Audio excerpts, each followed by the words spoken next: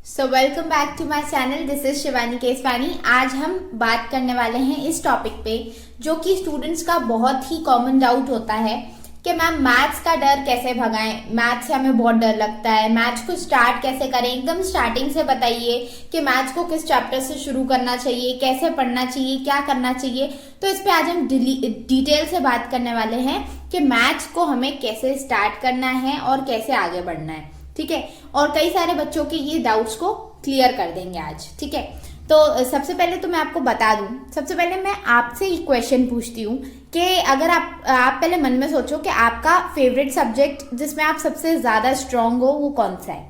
ठीक है, मन में सोच लिया आपने। हम मान लेते हैं क्योंकि बहुत सारे बच्चे हैं तो सबके अलग अलग रहेंगे आंसर्स, तो मैं अपना आंसर देती हूँ। जैसे मैं इंग्लिश में सबसे बेस्ट हूँ।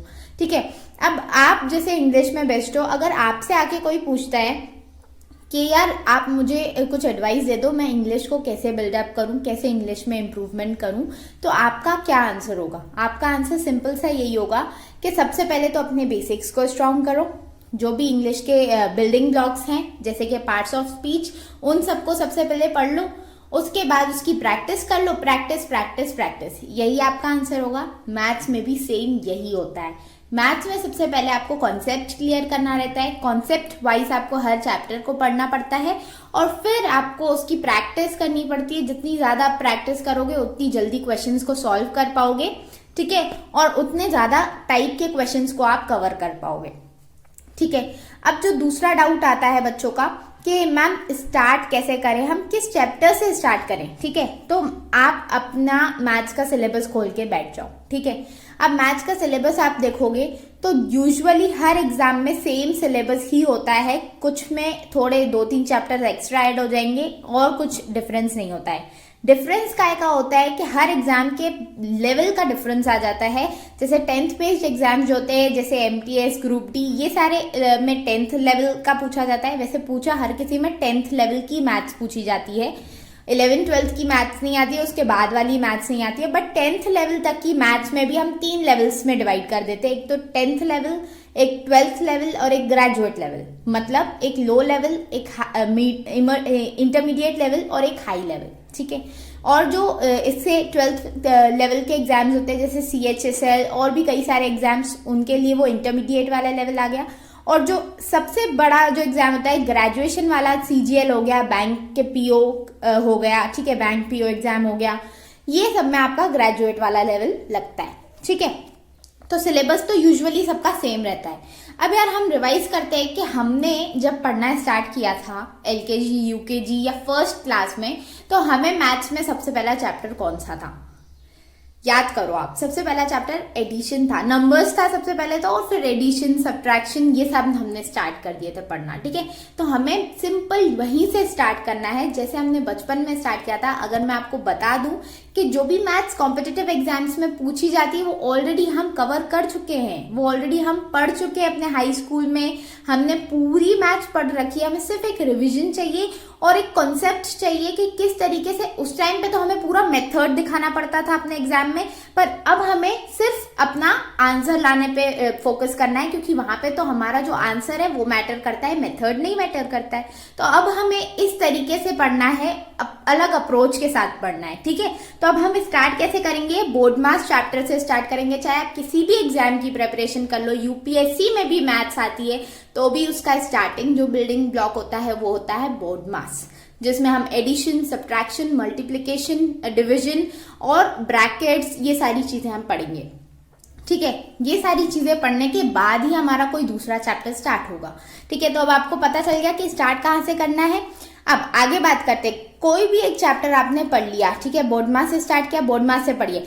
अगर आपने ये सोचा कि यार मुझे तो किसी भी तरीके से ना मैथ्स में सब नंबर बढ़ाने हैं, तो आपने स्टार्ट कर लिया परसेंटेज से। ज्यादातर बच्चे परसेंटेज से ही स्टार्ट करते हैं। आपने स्टार्ट कर लिया प्रॉफिट एंड लॉस से, CISI से। देखो इन सब से आप स्टार्ट करोगे ना, आप सिर्फ अपनी लेडर को जंप करने की कोशिश कर रहे हो। अगर आप नीचे से चलोगे, धीरे धीरे करके चलोगे ना, तो आपको सारी लेडर क्रॉस करती हुई दिखेगी और आपके नंबर बहुत अच्छे से बढ़ेंगे। और अगर आप जंप करने की कोशिश करोगे तो आप गिरोगे। इसलिए सबसे पहले आप स्टार्ट करोगे बोर्ड मास से। बोर्ड मास चैप्टर करने के बाद आपको उसके लगभग 50 से 100 क्वेश्चंस बनाने। यूजुअली बच्चे क्या करते हैं, 10 क्वेश्चंस बना लेते हैं, उसके बाद बच्चों को क्वेश्चंस बनने लग जाते हैं। ये चीज मेरे साथ भी होती थी, आप मुझसे रिलेट कर सकते हो। फिर बनने लग जाता है, फिर हम लोग सोचते हैं कि हाँ यार अब तो बनने लग गया, अब आगे कोई क्वेश्चन प्रैक्टिस करने की जरूरत ही नहीं है। बट ऐसा नहीं होता है। आपको प्रैक्टिस करने की जरूरत क्यों होती है? क्योंकि ताकि वो जो कॉन्सेप्ट आपने पढ़ा है वो आपके दिमाग में एकदम छप जाए, ताकि आपको दोबारा नहीं उस चैप्टर को पढ़ना पड़े। इसलिए मैं बोलती हूँ कि 50 से 100 क्वेश्चंस लगाओ आप, ठीक है। उसके बाद नेक्स्ट चैप्टर पे चलो। लेकिन एक चीज हमेशा याद रखनी है, जो स्टूडेंट्स की हमेशा गलती होती है कि वो क्या करते हैं, एक चैप्टर करने के बाद उसे पीछे ही छोड़ देते हैं। ऐसा नहीं करना है हमें।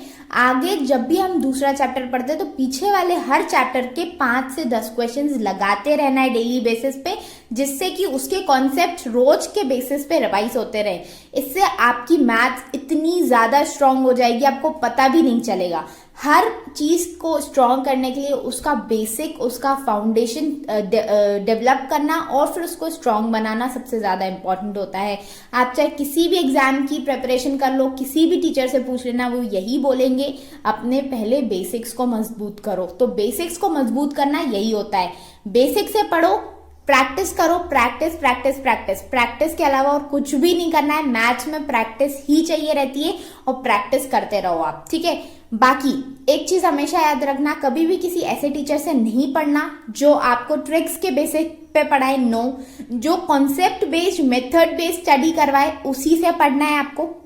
दूसरी चीज आपको क्या ध्यान रखनी है, जो टीचर्स ये बोलते हैं कि मैं ये जो कॉन्सेप्ट पढ़ा रहा हूं ये सारे एग्जाम्स के लिए अच्छा है, नहीं। आप एमटीएस की प्रिपरेशन कर रहे हो तो सीजीएल की मैथ्स पढ़ने की जरूरत नहीं है। आप पढ़ लो, नो डाउट आपकी मैथ्स बहुत स्ट्रांग हो जाएगी, लेकिन क्या आपको सिर्फ मैथ्स ही पढ़नी है? आपको बाकी सब्जेक्ट्स पे भी तो ध्यान देना है ना। इसलिए हमेशा अपने लेवल, जिस एग्जाम की आप प्रिपरेशन कर रहे हो उस लेवल की ही मैथ्स पढ़नी है आपको।